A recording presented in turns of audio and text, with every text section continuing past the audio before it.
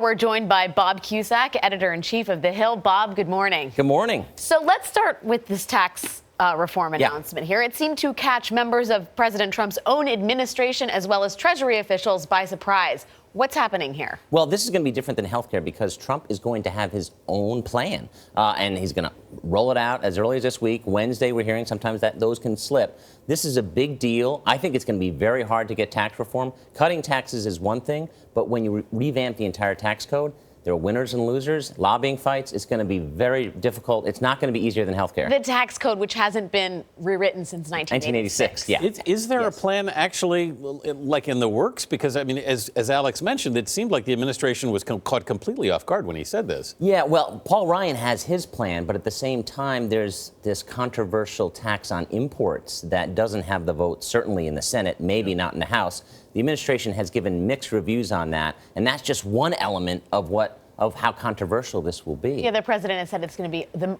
maybe one of the most massive tax cuts ever for individuals and businesses. Yeah. To the sort of aggressive posture we're seeing legislatively from this White House, healthcare. The White House insists that it's not done with the plan yet. It's not done with trying. How likely is something actually to get through the House at this point?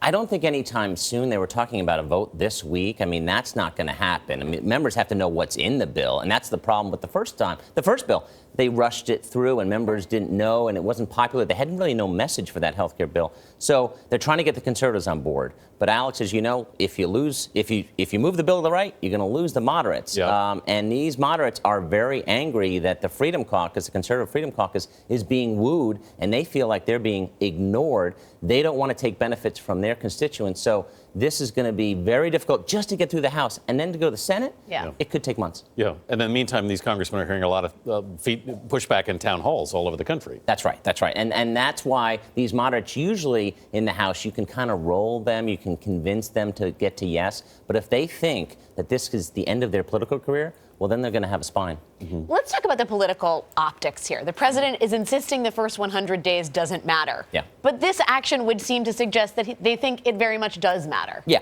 they want to show progress. At least if they got it through the House, it would be a big victory for them. I don't think they can ever stop saying, we're done with health care. We're done with repealing Obamacare. So they've got to keep trying. But getting the votes is going to be very difficult, and it could be really handicapped to them in the midterm election. So if you look at the president's contract with America, which is his 100-day plan, where does he stand? Well, he got a big win with Neil Gorsuch getting him on the Supreme Court, and he's eradicated some Obama-era regulations. Other than that, legislatively, they've been 0-4. I mean, they have not gotten tax reform, not gotten health care. They're nowhere on the wall, which is a big deal. Yes.